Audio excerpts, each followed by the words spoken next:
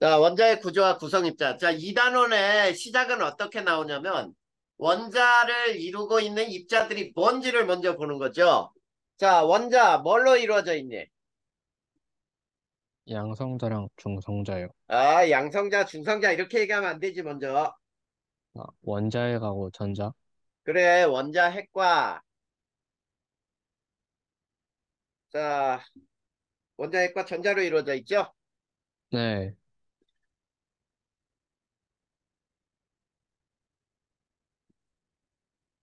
자, 원자 핵을 이루고 있는 거 입자들이 또 뭐야? 양성자랑 중성자요. 양성자, 중성자인데, 양성자는 플러스 전하를 띠죠.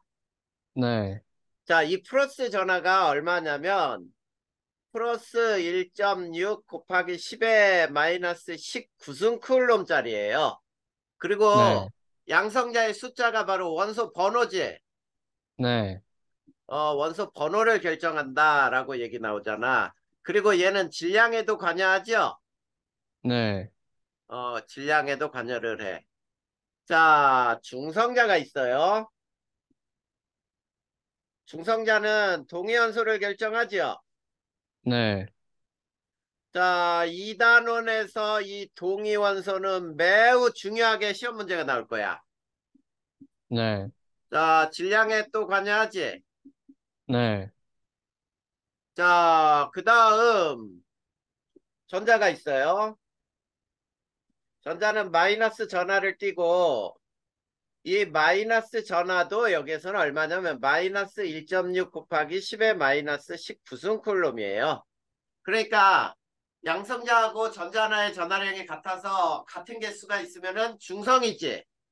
네, 그래서 중성 원자라고 표현하는 거는 모두 중성의 원자야. 네. 중성의 원자라고 표현하는 거는 양성자 수하고 전자수가 같아야 되겠지? 네. 자, 양성자 수가 원소 번호라 그랬어요. 자, 그 다음에 우리가 질량수라고 얘기하는 게 있어. 질량수. 원자량이라고 표현하는데, 질량수, 원자량은, 자, 원자의 질량에 관여하는 입자가 두 가지야. 질량에 관여, 질량에 관여. 그래서, 자, 양성자 수하고 중성자 수를 더한 거죠.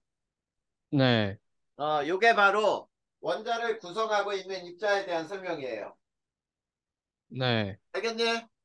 네, 자, 그러면 이 단원의 시작은 지금 선생님이 뭐라 그랬냐면 이들 입자들을 구성하고 있는, 즉 원자를 구성하고 있는 입자들이 뭐뭐가 있고 이걸 발견하게 된 계기가 어떤 거냐. 이게 원자설에 이렇게 나오는 거지. 원자설의 변천과 구조를 밝힌 실험이 나와요. 자, 이렇게 나와. 자, 그러면 제일 먼저 원자설을 제일 먼저 제안한 사람이 누구죠? 볼턴이요. 돌턴의 원자. 돌턴의 원자는, 자, 원자는 더 이상 쪼갤 수 없는 가장 작은 입자다. 이렇게 정의를 내려. 즉, 깨지지 않는, 자, 쪼개지지 않는, 그치? 네, 얘는 쪼개지지 않는, 쉽게 뭐라고 표현할까? 돌턴은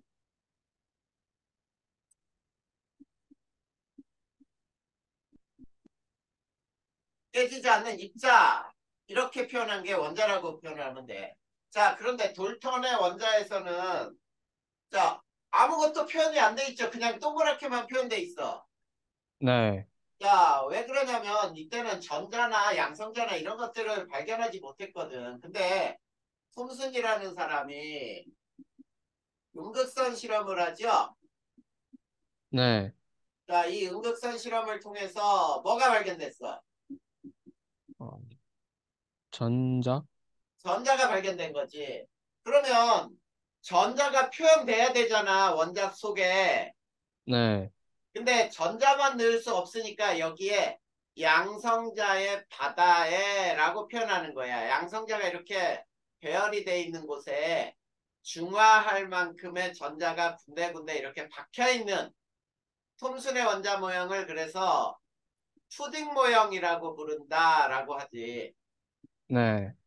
자, 양성자의 바다에 전자가 중화할 만큼 박혀 있는 거야. 자, 그런데 여기에서 이제 누가 어떤 실험을 하니? 러더퍼드. 그래, 러더퍼드가 무슨 실험을 했어요? 알파 입자 산란 실험이요. 맞아요. 러더퍼드가 알파 입자 산란 실험을 했어. 자, 이 알파 입자 산란 실험을 통해서 뭐가 발견된 거지? 그래서 원자핵? 그렇지. 원자 핵이 발견된 거야.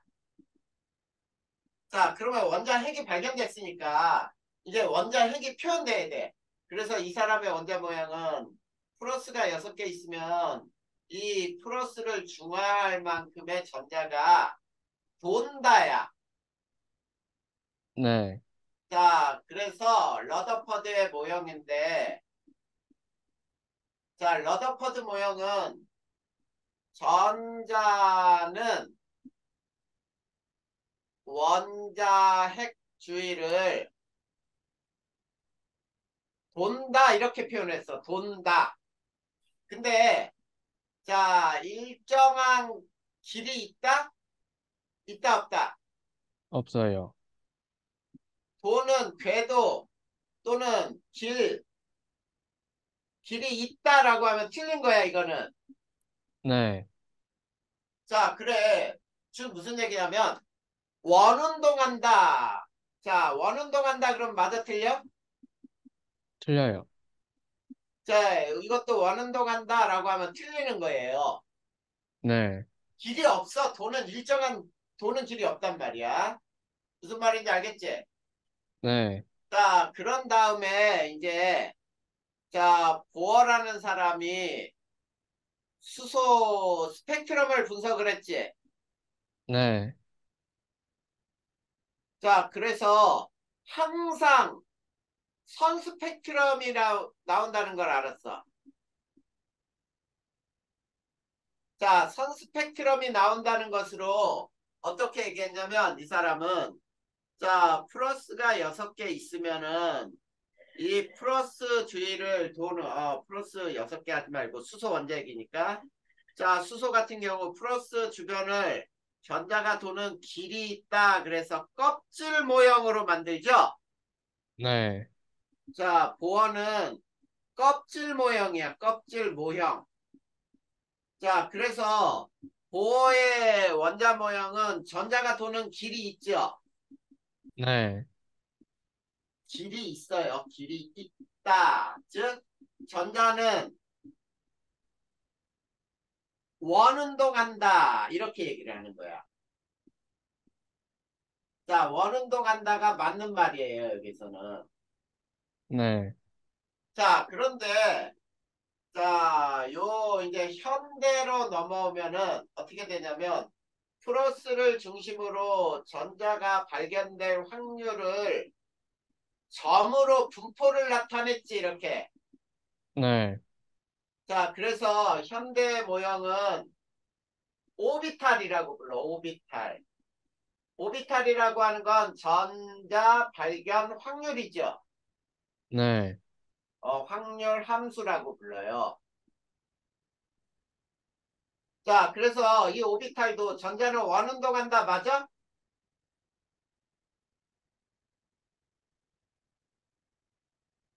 맞나 틀리냐? 틀려요? 틀리지, 당연히. 전자가 네. 발견될 확률이라 그랬는데 원운동한다가 아니잖아. 네. 무슨 말인지 알겠지? 네. 이게 원자설의 변천에 따른 실험으로 밝힌 이 원자설의 변천과 실험으로 밝힌 입자들에 대한 설명이었어요. 그러면 우리가 이 실험, 톰슨의 음극선 실험부터 하나씩 또 배워봐야 돼. 자, 그러면 톰슨의 음극선 실험부터 쭉 또 들어가 봅시다. 자, 톰슨의 음극선 실험.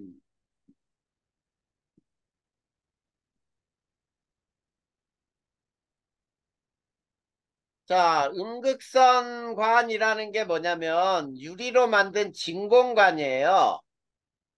네. 자, 요게 진공이야, 진공. 진공이란 얘기는 이 속에 빛을 낼 수 있는 어떤 물질도 없다는 뜻이지. 네. 자, 여기에다가 금속판을 이렇게 장치를 했어. 이쪽은 도넛 모형으로 이렇게 금속판을 장치했다고 보자. 그리고 여기에다가 뭘 이렇게 해놨냐면 형광물질을 발라놨어요. 자, 형광물질을 발라놓고 왼쪽이 마이너스, 요거를 플러스로 해놓고 강하게 전류를 흐르도록 했단 말이야. 그랬더니 어떤 일이 발생했어? 요 플러스 저 형광물질 쪽에서 자, 원 도넛 모양의 그림자가 생기죠? 네. 그리고 요 가운데 구멍 뚫린 곳은 빛이 반짝반짝 빛난단 말이야.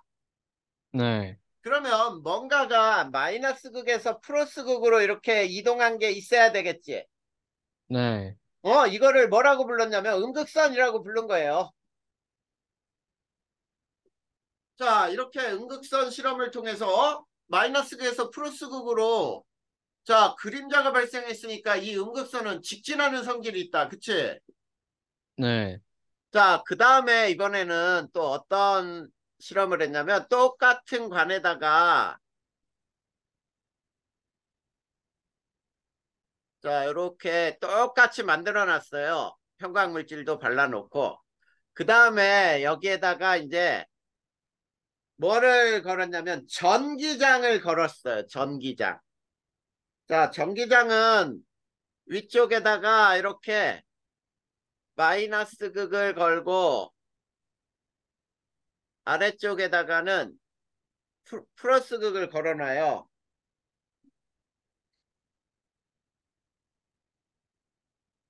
자, 여기에 플러스 극을 이렇게 걸어놓고 요게 마이너스 극과 여기에 플러스 극을 강하게 또 걸었더니 이 음극선이 직진하지 못하고 플러스 극 쪽으로 휘어버렸어. 네. 자, 이 실험을 통해서는 음극선은 플러스 극으로 했으니까 마이너스를 떼야 되는구나 이런 거지. 네. 그 다음에 이번에는 자, 역시 똑같은 음극선관에 똑같은 실험을 또 하는데 자, 여기 마이너스 플러스를 거는데 가운데다가 자, 여기 바람개비를 장치를 했단 말이야. 네. 그랬더니 마이너스 플러스를 강하게 걸어줬더니 바람개비가 요 안에서 회전을 해요. 네. 자, 이렇게 회전하는 실험을 통해서 자, 음극선이 바람개비에 부딪혀서 바람개비가 회전하려면 음극선은 이 충격을 줘야지. 네. 충격을 주려면 요 음극선은 질량을 가지고 있어야 돼요. 네. 자, 그래서 톰슨이 이 자기의 실험을 해석을 했어요. 톰슨의 실험해서. 자, 어떻게 해석을 했냐면 첫 번째 실험으로 음극선은 마이너스 극에서 발생하여 플러스 극을 향한다. 이렇게 실험을 해석을 한 거야.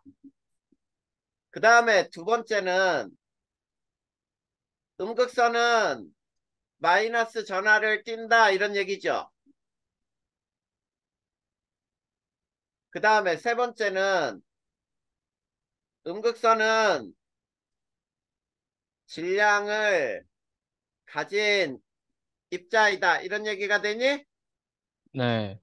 자, 그래. 이렇게 해서 음극선 실험으로 전자가 발견된 거야. 그러므로 이렇게 되는 거지. 전자는 마이너스 전하를 띤 입자이다. 이런 얘기예요. 그리고 여기에서 이 마이너스를 띤 입자 전자는 마이너스 극에서 플러스를 향하는구나. 이거를 알아낸 거지. 자, 네. 그러면은 톰슨이 전자를 밝혀냈어. 그러면 양성자를 밝혀낸 사람이 있죠? 그게 누구야? 어, 러더퍼드? 양성자를 발견한 사람이 러더퍼드예요? 양성자요? 골드슈타인. 아, 네. 자, 양극선 실험을 했어요. 자, 양극선 실험은 어떤 거냐면 여기에다가 똑같이 장치를 하고 여기에다가는 약간의 수소를 집어넣어 놨어. 네. 그리고 똑같이 장치를 하는데 자, 이렇게 양쪽에 도넛 모양의 금속판을 만들고 양쪽에다가 이렇게 형광물질을 양쪽에 칠해놨단 말이야. 그리고 마이너스 플러스를 강하게 걸었더니 자, 어떤 일이 발생하냐면 플러스 극과 마이너스 극에서 똑같이 그림자가 발생을 해. 그리고 빛이 나. 그 얘기는 마이너스에서 플러스로 움직인 게 음극선이죠. 네. 그러면 이렇게 플러스에서 마이너스로 움직인 것도 있더라라는 얘기야. 이게 양극선이야. 네. 그래. 그래서 양극선이라고 하는 게 이제 뭐냐? 자, 양성자가 바로 양극선으로 나타난 거예요. 어떻게 되냐면, 자, 수소에다가 음극선이 전자인데 얘가 수소 입자하고 충돌을 해서 전자가 튕겨져 나가. 요게 양극선이 되는 거거든. 네. 그래서 양성자를 발견하게 된 거야. 그래서 톰슨의 푸딩 모형처럼 전자와 양성자가 한꺼번에 표현이 되는 원자 모형으로 바뀌는 거지. 됐니? 네. 자, 그 다음에 이제 러더퍼드의 알파 입자 산란 실험을 한번 배워볼 거예요. 자, 그러면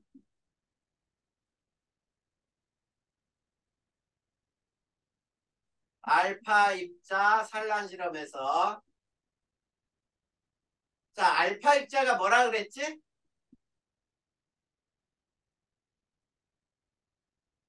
헬륨 원자핵이란 말이야. 네. 헬륨에서 전자가 다 떨어져 나간 헬륨 원자핵이에요. 자, 이놈을 발생시키는 게 뭐냐면 이렇게 장치를 해놨어. 이게 납인데 납 속에다가 방사성 원소를 집어넣어 놨어요. 네. 자, 방사성 원소를 집어넣어 놓고 그 앞쪽에다가 금박을 아주 얇게 금박을 하나 이렇게 놨어. 그 다음에 이 금박을 이렇게 둘러놓고 요게 형광띠예요. 네. 자, 형광띠로 이렇게 둘러놨더니 어떤 일이 발생하냐면 자, 이 금박 뒤에서 우수한 반짝임이 여기에서 아주 집중적으로 나. 그 다음에 가끔 이런 데서도 반짝반짝이요. 그 다음 더 가끔 이런 데서도 반짝여요. 그러면 뭔가가 이렇게 통과해온 거지? 네. 자, 뭔가 통과해야만 돼. 근데 이런 것들은 휘어졌다, 조금이었다, 많이였다, 그리고 이런 건 튕겼다, 이렇게 해석할 수밖에 없지. 네. 그래. 그래서 러더퍼드는 이런 얘기를 하는 거야. 톰슨의 원자 모형이, 야, 톰슨, 네 원자 모형이 맞다면, 맞다면 있지, 직진하는 입자만 설명이 돼.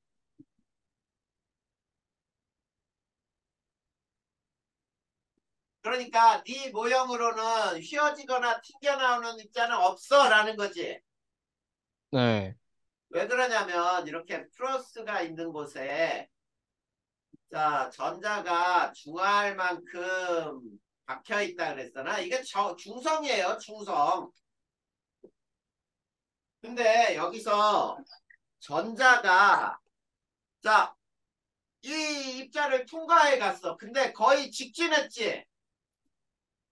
얘네는 직진할 수밖에 없죠. 네. 왜냐면 알파 입자는 플러스를 띄는데 이 플러스가 중성을 지나간단 말이야. 알파 입자가. 네, 휘어지는 입자, 튕기는 입자가 없다는 얘기예요. 네, 이해되지? 네, 그래서 러더퍼드 원자 모형으로 설명하면 자 이렇게 되는 거야.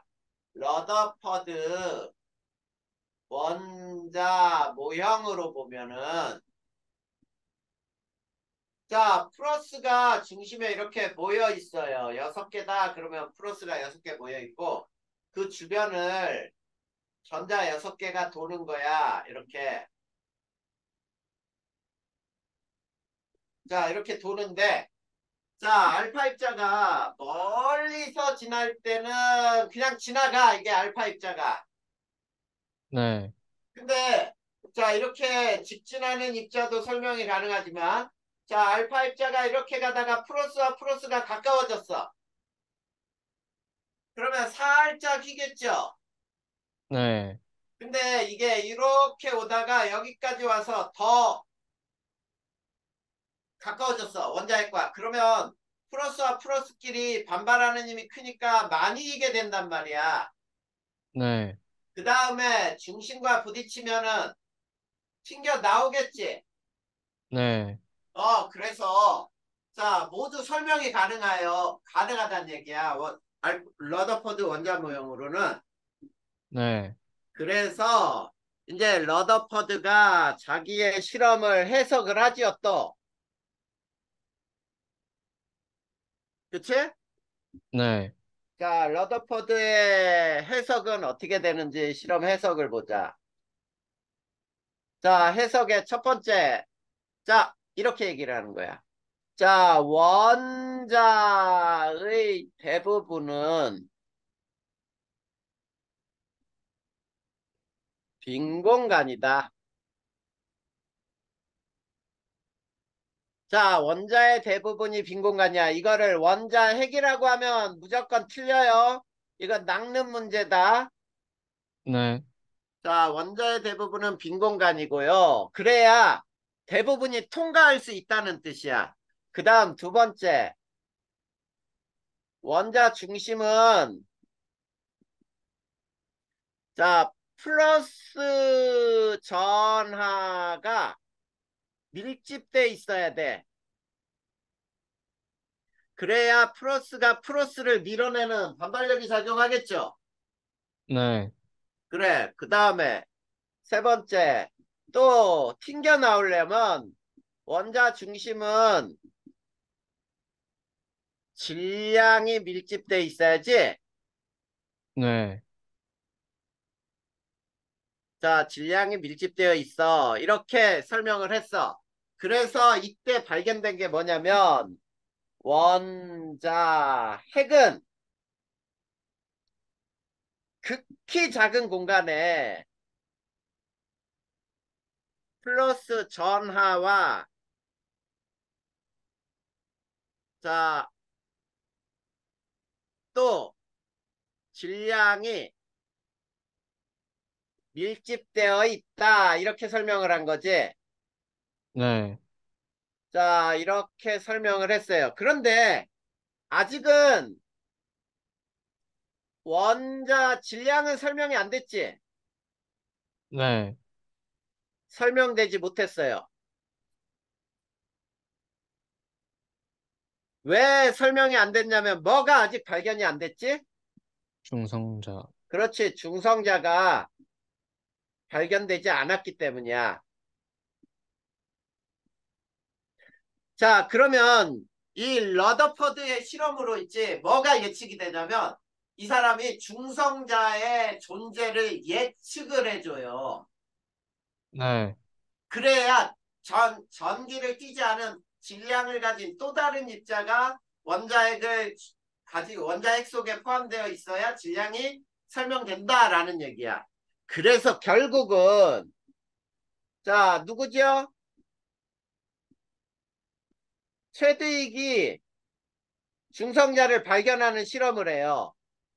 네, 자 그런데 가장 전하를 띠지 않으므로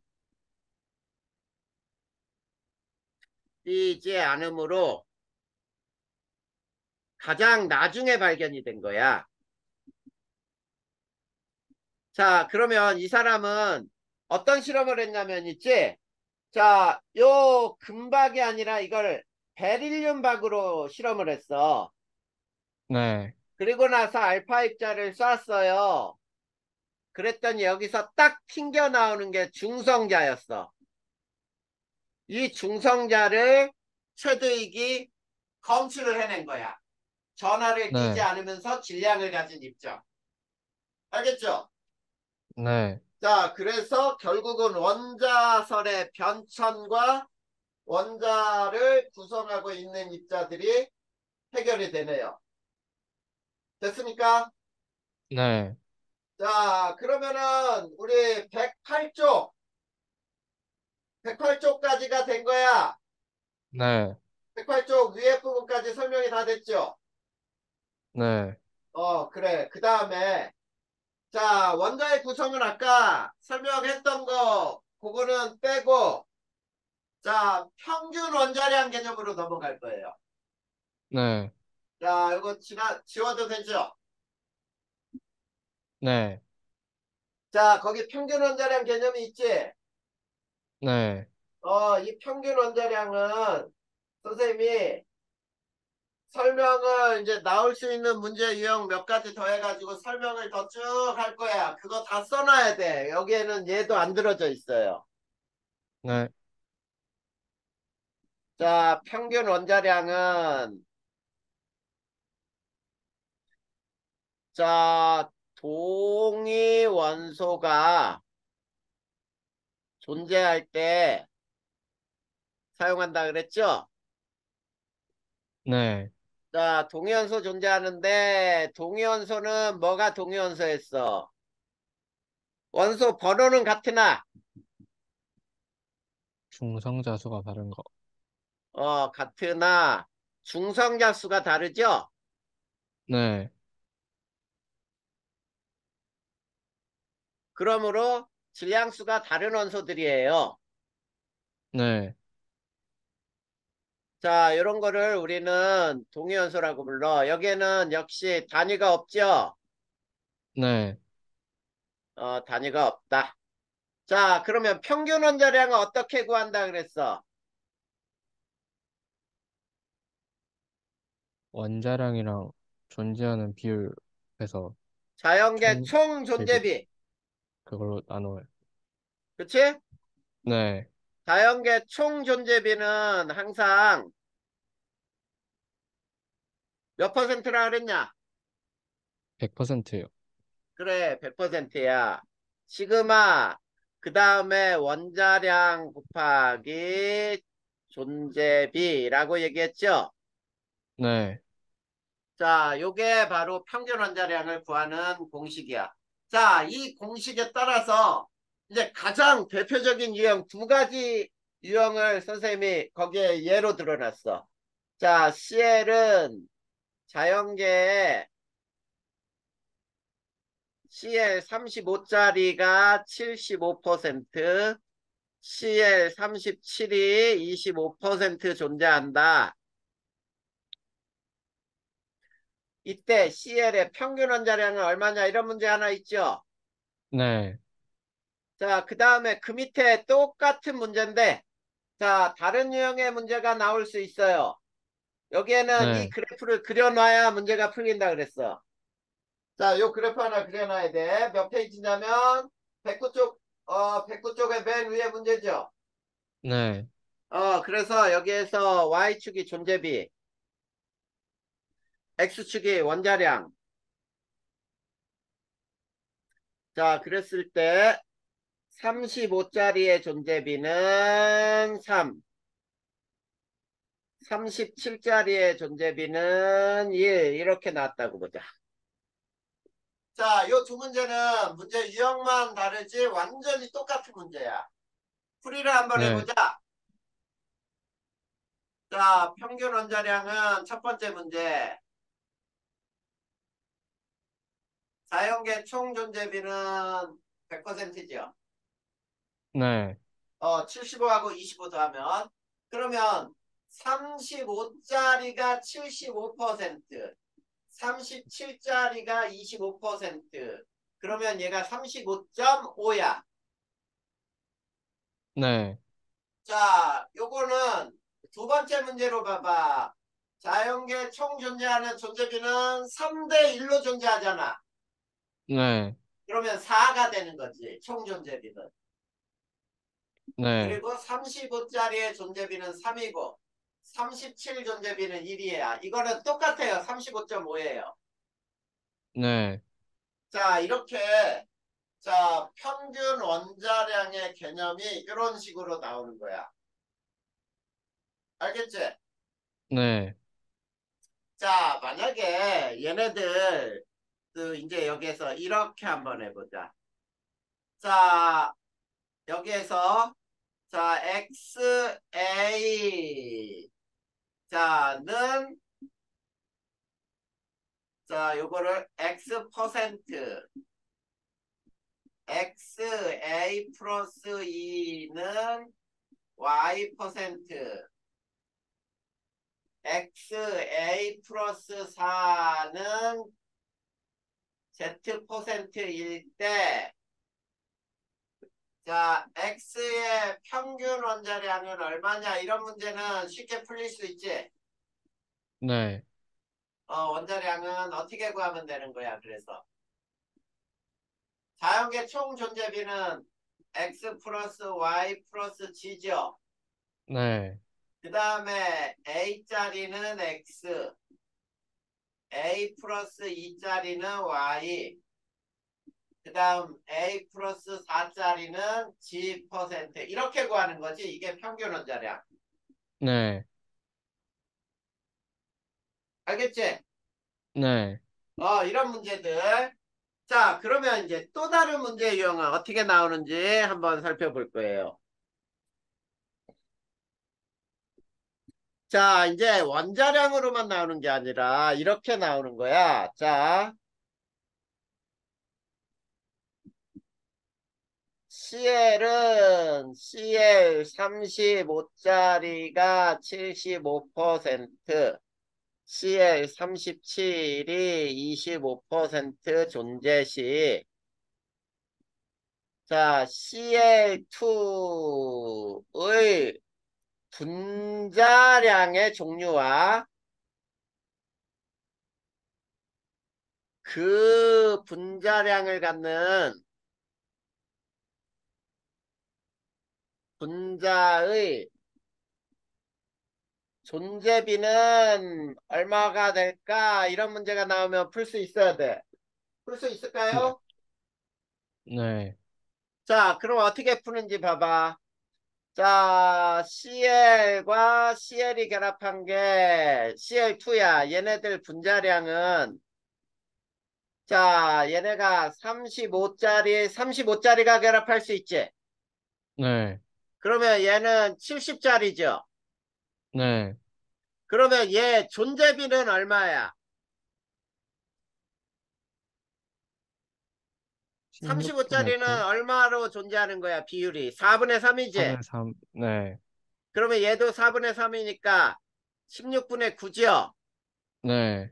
근데 얘가 35, 얘가 37이 되면 72짜리. 근데 얘가 37, 35도 72짜리지? 네. 이건 70이 같은 거니까 얘는 4분의 3 곱하기 4분의 1. 그 다음에 16분의 3. 얘는 4분의 1 곱하기 4분의 3. 얘도 16분의 3. 그래서 16분의 6이죠. 네. 그 다음 37과 37이 결합하면 74짜리가 되지. 네. 4분의 1 곱하기 4분의 1이면은 16분의 1. 자, 그러면 존재비는 몇 대 몇 대 몇이냐면 9대 6대 1이 나와요. 네. 자, 근데 자, 여기에서 이런 거는 반드시 기억해 놔야 돼. 자, 분자량이 세 종류일 때 동위원소는 몇 종류?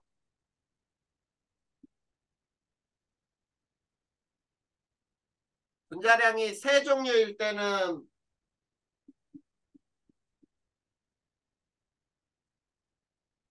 동위원소 몇 종류? 어? 두 종류.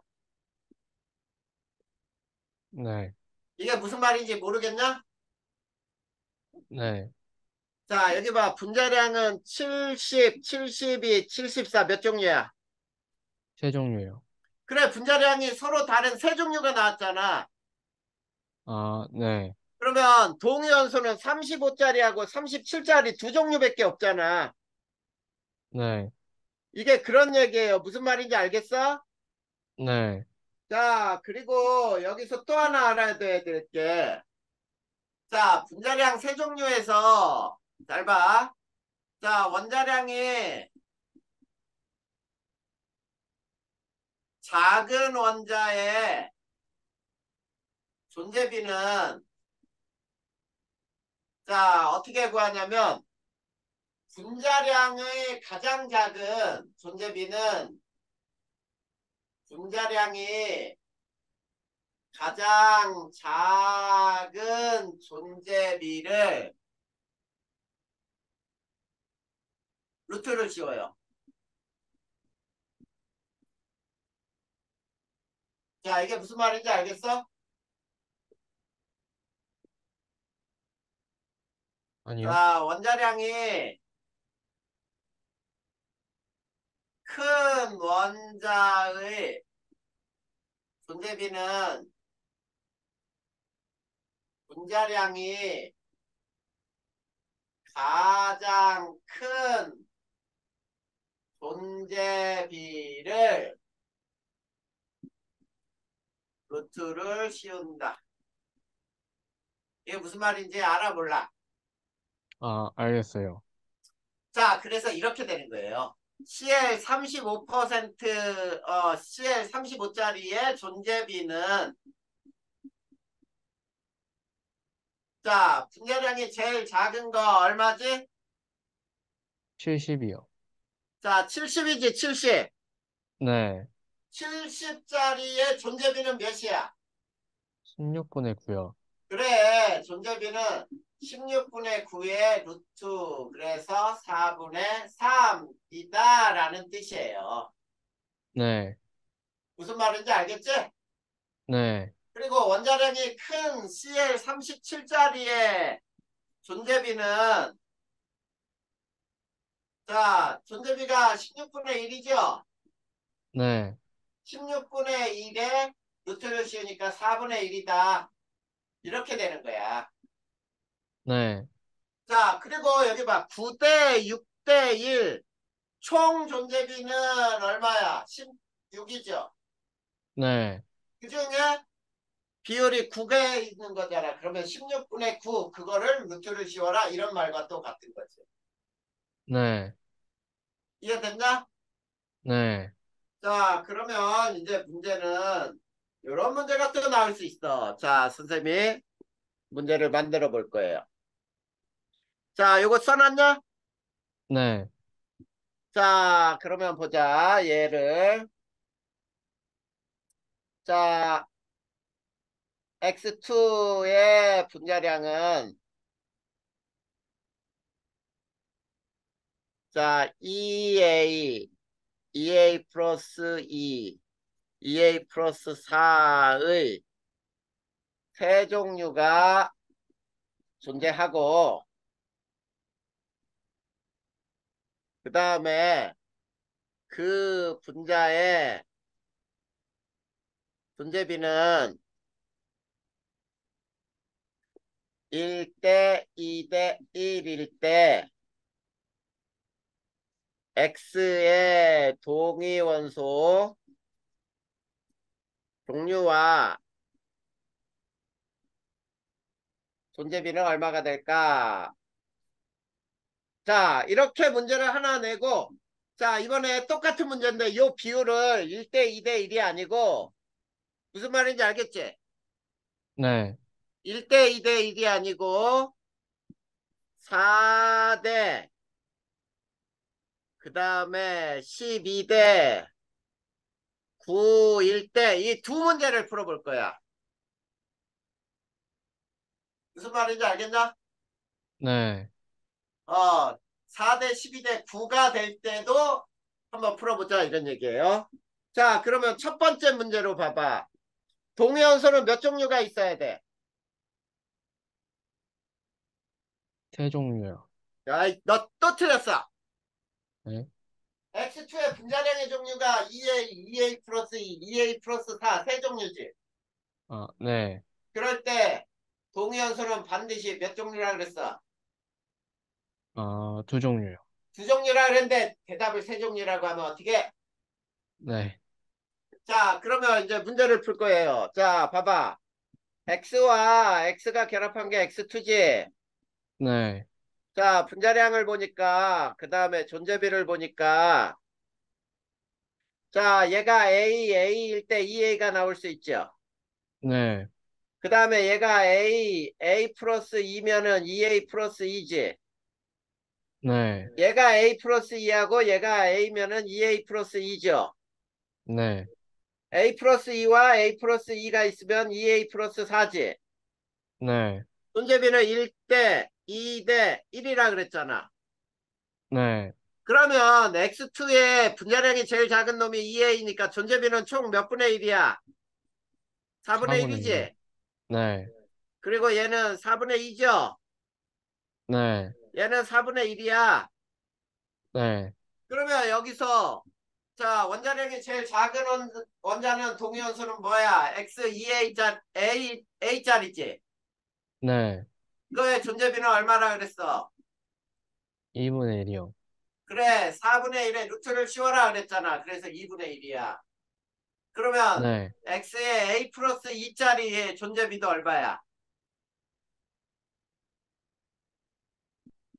4분의 1이잖아. 분자량이 제일 큰 거에 루트를 씌우라 그랬잖아. 네. 그래서 얘는 동위원소는 XA짜리와 XA 플러스 2짜리가 1대1로 존재하는 거예요. 네.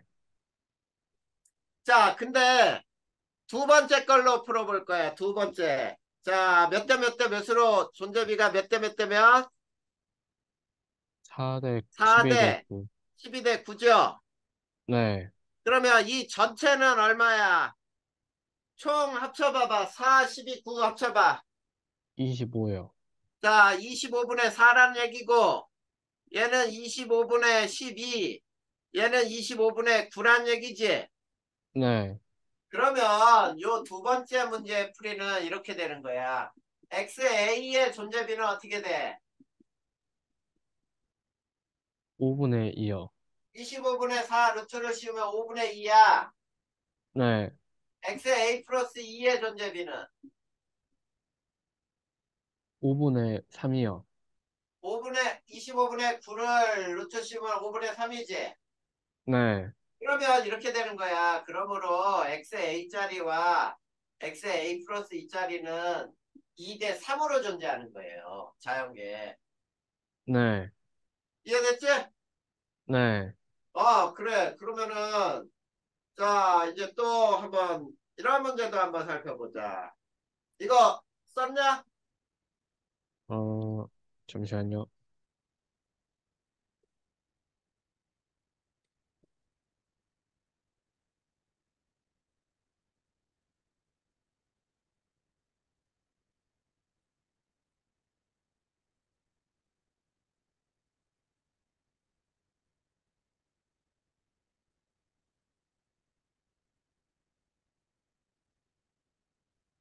썼어요.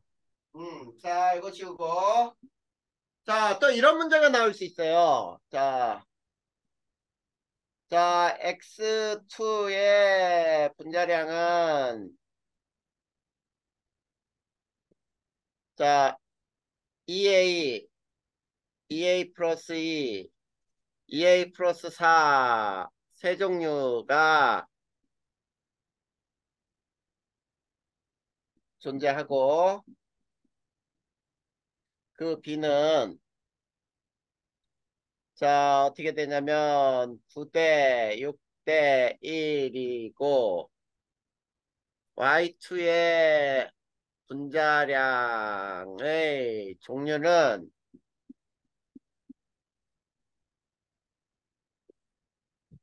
자, 2B, 2B 플러스 2, 2B 플러스 4. 세 종류가 존재하며, 존재비는 1대 2대 1일 때, XY 분자량이 가장 작은 존재비와 가장 큰 존재비는 이 문제 풀 수 있겠어? 네. 자, 범서가 풀 수 있으면 네가 풀어볼래? 아니면 선생님이 그냥 바로 풀어줄까? 어, 한번 해볼게요. 그러면 한번 풀어봐. 잠깐 시간 줄 테니까. 시작해봐.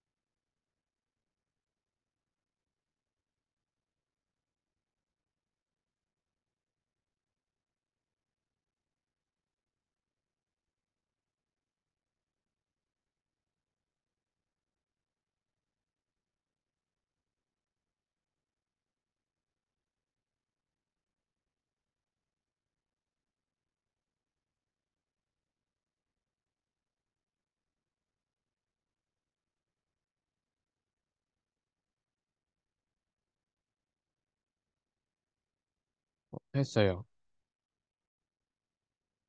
몇 대 몇이 나와? 작은 거는 8분의 3 나오고, 큰 게 8분의 1이요. 8분의 3하고 8분의 1? 네. 맞은 것 같아. 자, 어떻게 나오냐면 A와 A짜리 분자량이 2A짜리는 자, 얼마야? 16분의 9죠? 네. 그러면 분자량이 제일 큰 놈 A 플러스 2짜리와 A 플러스 2짜리는 2A 플러스 4짜리가 16분의 1이죠? 네. 그러므로 XA는 자 4분의 3이 되고 XA 플러스 2짜리는 4분의 1이 나오는 거지 루트 씌우면. 네. 그 다음에 Y하고 Y짜리가 B짜리 2B짜리가 자 얼마야? 4분의 1이죠. 네. 자 그 다음에 B 플러스 2짜리하고 얘도 B 플러스 2짜리는 2B 플러스 4짜리는 역시 4분의 1이야. 그러면 이 식에 의해서 Y의 B짜리는 2분의 1, Y의 B 플러스 2짜리도 2분의 1이지. 네. 그래서 X, Y가 결합할 때 A하고 B가 결합하는 게 분자량은 A 플러스 B, B죠. 네. A 플러스 B짜리가 분자량이 제일 작은 거. 얘는 얼마냐면 4분의 3에 2분의 1이니까 8분의 3. 그리고 A 플러스 2짜리, B 플러스 2짜리는 A 플러스 B 플러스 4짜리가 되는 거는 4분의 1 곱하기 2분의 1이니까 8분의 1. 이게 답이지. 네. 그래, 그렇게 푸는 거란 말이야. 네. 여기에 동위원소 개념은 이렇게 하면 돼. 알겠지? 네. 자, 그래. 그래서 동위원소는 끝났고요. 자, 그 다음에 뭐가 나오냐? 이제 보어의 수소 원자 모형 이렇게 나오지? 네. 자, 그래. 보어의 수소 원자 모형. 자, 그 다음에 바로 이제 현대 원자 모형으로 오비탈이 들어가는 거란 말이야. 그치? 네. 자, 검서가 2단원은 또 굉장히 빨리 끝나.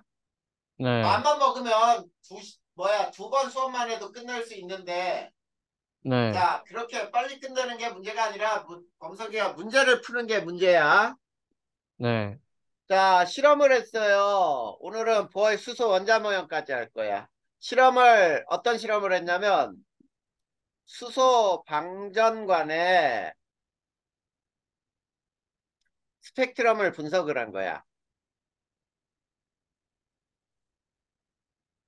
자, 스펙트럼을 분석을 했는데, 자, 수소 방전관이라는 거는 말 그대로 이렇게, 자, 여기다 수소를 집어넣어 놓고, 그 다음에 이렇게 전기 플러스와 마이너스를 강하게 전기를 가해요. 네, 그랬더니 여기에서 빠지직하고 빛이 나, 빛. 자, 이 빛을 스펙트럼으로 분석을 했어. 그랬더니 결과를 보면은, 결과는 항상 같은 선 스펙트럼이 발생을 했다. 자, 여기에서 선생님 표현 봐봐. 항상 같은이야, 같은. 자, 항상 네, 같은 선 스펙트럼이 발생했으니까 전압이나 또는 저 안에 넣어주는 수소의 양을 바꾼다 그래서 변하지 않겠지? 네, 자, 스펙트럼이 어떻게 나왔냐면요. 자, 이렇게 나왔어요. 자, 책에 있는 그림하고 좀 반대로 그릴 거야. 자, 이렇게 오른쪽으로 갈수록 이 간격이 되게 좁아져. 그리고 네. 여기에는 자, 거기에 숫자가 얼마로 써 있어? 656이요. 656이 나와 있죠? 네, 자, 거기에 656 나노미터. 맨 오른쪽은 410 나노미터 이렇게 써 있어요. 자, 이 숫자가 파장이야. 네, 이쪽이 파장이 길다, 이쪽은 짧다. 그 다음에 에너지와 파장은 반비례야. 그래서 에너지는 여기는 작다, 여기는 크다. 자, 진동수하고 에너지는 비례해요. 작다, 크다 이렇게 나와. 자, 그런데 이게 바로 자, 우리가 스펙트럼을 육안으로 확인할 수 있는 거지. 네, 그러니까 얘네는 가시광선이란 말이야. 자, 가시광선 중에 가장 에너지가 작은 게 누구냐? 얘가 빨강색이야. 그래서 빨주, 노초, 파남, 보 이게 보라색이에요. 네. 자, 빨강색보다 바깥에 있다. 그래서 여기를 뭐라고 불러? 적외선, 적외선. 보라색을 자색이라고도 불러. 그래서 여기를 뭐라고 불러요? 자외선이요. 네, 요 오른쪽을 자외선이라고 불러. 항상 실험을 했더니 항상 이와 같은 결과가 나왔대. 네, 그렇다면 이걸 가지고 왜 이렇게 나왔을까 해석을 해야 되겠지. 네, 그래서 이 사람은 이런 모형을 정한 거예요. 자, 원자핵에 수소 원자핵이 원자핵이 있어. 그러면 전자가 도는 길이 있다는 얘기야. 전자가 도는 길. 자, 이 전자가 도는 길이 자, 간격이 점점점 이렇게 좁아져. 이게 무한대까지 있는 거야. 무한대까지. 자, 그랬을 때 요거를 자, 이렇게 잘랐다고 해봐. 자, 요 부분을 이렇게 잘라봐봐. 자, 이렇게 잘라가지고 요것과 비교해봐. 스펙트럼 네, 형태가 비슷하지? 네, 그래. 이렇게 되는구나. 이렇게 설명을 하는 거야. 그랬을 때. 자, 이거를 껍질이라고 표현을 했어요. 자, 껍질이라고 표현할 때 앞쪽부터 어떻게 표현했냐면 K 껍질, L, M, N 껍질이라고 하자. 이렇게 약속을 했어. 네, 그리고 이 껍질에 해당하는 숫자를 보여야 할 수가 있어. 이걸 첫 번째, 두 번째, 세 번째, 네 번째 껍질이라고 하자. 그쵸? 네. 요 숫자를 뭐라고 부르지? 주양자수? 주양자수라고 부르기로 했어. 네. 그러면 요 껍질에 최대 수용할 수 있는 전자수는 몇 개? 2개. 전자수는 2n제곱으로 들어가더라. 네. 그래서 얘는 2개. 두 번째는 8개. 8개. 세 번째는 18개. 18개. 네 번째는 32개. 32개. 이렇게 들어가는 얘기야. 근데 수소 원자 모형이잖아. 그러면 수소에서는 전자가 몇 개밖에 없지? 1개요. 한 개밖에 없으니까 여기 첫 번째 껍질에 들어가는 게 당연하겠지. 네. 이게 매우 안정한 상태야. 안정한 상태를 우리는 바닥 상태라고 불러요. 네. 자, 이 바닥 상태가 이렇게 에너지를 흡수하면은 자, 이렇게 높은 껍질로 뜰 수가 있어. 이런 거를 모두 들뜬 상태라 부르기로 했지. 네. 자, 들뜬 상태 전자는 안정해, 불안정해? 불안정이요. 자, 그러면 들뜬 상태 전자는 매우 안정해지기 위해서 다시 떨어지려고 하겠죠. 이런 네. 전자들이. 네. 자, 그렇다면 에너지는 거꾸로 방출이 되니 네. 이게 뭘로 나온 거야? 빛? 요게 빛으로 나오는 거야. 이 빛을 스펙트럼으로 찍었으니까 당연히 저 스펙트럼 형태와 비슷하게 나오더라 이런 얘기죠. 네. 자, 이 그림은 110쪽에 첫 번째 그림에다가 그려 넣어줘야 돼. 네. 그 다음에 그 밑에 전자전이 나오지. 네. 전자전이는 지금은 안 나오지만 그래도 자, 그 그림을 그릴 거예요. 요거 다 그려 넣었니? 네. 자, 그럼 요거 지우고. 자, 그래서 전자전이에 대한 그림을 선생님이 그리면은 이렇게 되겠지. 자, 첫 번째 이렇게 나눠보자. 이렇게.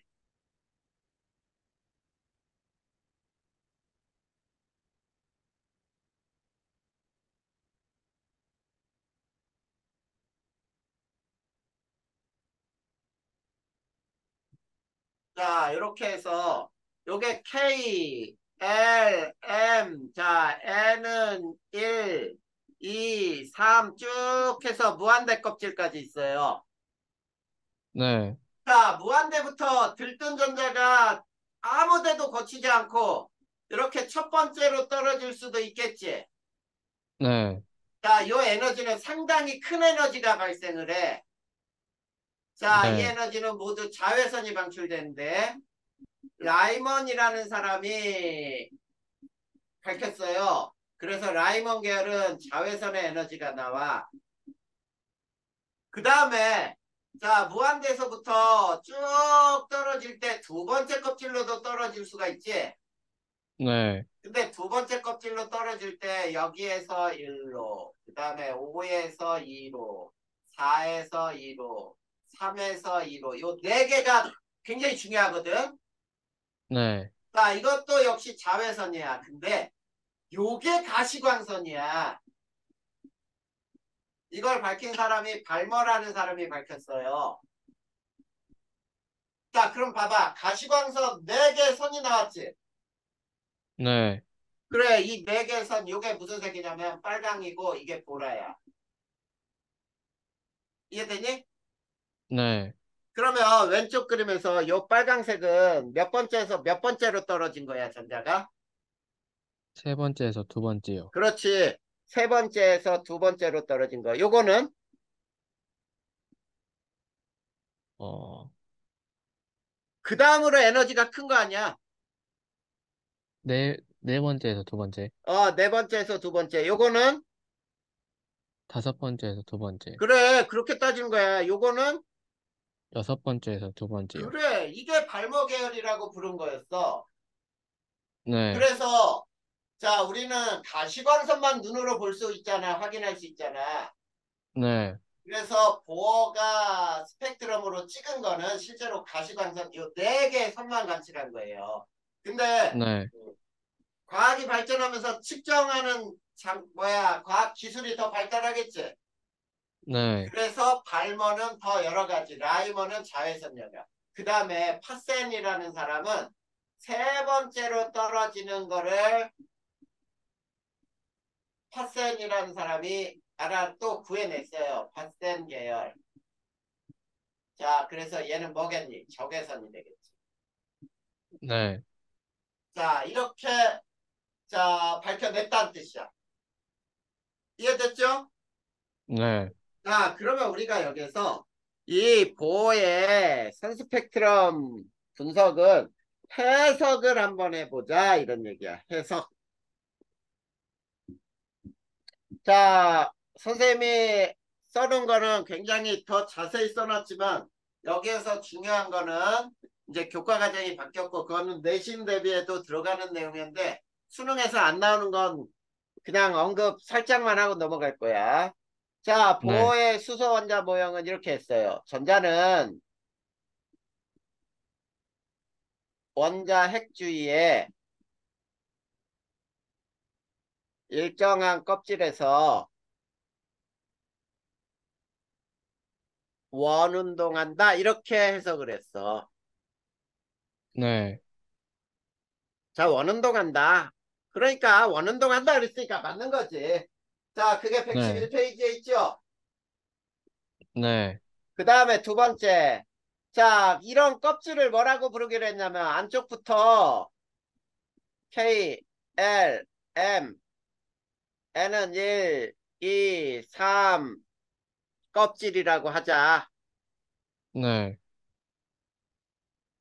부른다. 이렇게 나왔어요. 그러면 이 껍질이 뭐냐? 에너지 준이에요. 각 껍질의 에너지 준위는 이 n번째 에너지는 마이너스 n제곱분의 1312 킬로줄 퍼 몰이다. 이렇게 정의를 하기로 했어. 네. 자, 그 다음에 자, 전자 껍질에서 낮은 에너지 준위 전자는 자, 높은 에너지 준위로 올라갈 때 높은 에너지 준위로 올라간다는 걸 전이한다라고 불러. 네. 옮겨간다는 뜻이죠? 네. 에너지를 어떻게 해야 돼? 흡수, 흡수. 반대 경우는 방출. 반대 경우 방출한다. 간단하게 쓰자. 높은 네. 에너지 준위에서 낮은 에너지 준위로 떨어질 때는 에너지를 방출한다. 자, 에너지 준위가 높을수록 이웃한 에너지와의 차이는 적어요. 작아지지. 굉장히 좁아지잖아. 네. 이웃한 에너지 준위와 차는 점점 작아져요. 그 다음에 같은 껍질에서 원운동할 때는 에너지를 흡수 방출해 안 해? 아니에요. 방출하지 않는다라고 얘기를 하기로 했어. 않는다. 자, 그 다음에 일곱 번째. 가장 중요한 거지. 수소에서 선 스펙트럼이 나온 이유가 뭐냐? 수소의 에너지 준위는 어떻게 존재한다? 불연속적으로 존재한다. 수소의 에너지 준위는 불연속적으로 존재하더라. 그리고 자, 방출되는 에너지 차는 어떻게 구하느냐면 에너지 차는 무조건 높은 에너지 준위에서 낮은 에너지 준위 요걸 빼주면은 에너지 차이가 나온다. 네. 자, 그 다음 이제 또 자, 거기에 아홉 번째 이제 에너지 값이 나오죠. 네, 자, 그래서 요거는 오비탈에서 또 그림 그리는 걸로도 나오는데 여기서 우선 알아두자. 수소의 경우, 수소의 경우 이거를 단전자라고 얘기해. 단전자.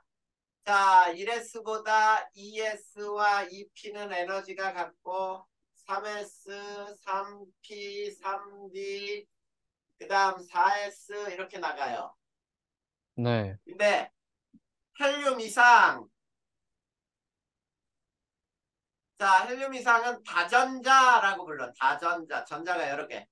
1S보다 2S가 높고 2P가 더 높고 3S, 3P, 4S, 3D 이렇게 되는 거야. 이게 중요한 거야, 여기서는. 네, 이거는 오비탈 가서 배울 거예요. 그런데 수능의 범위는 여기까지야. 오비탈에서도.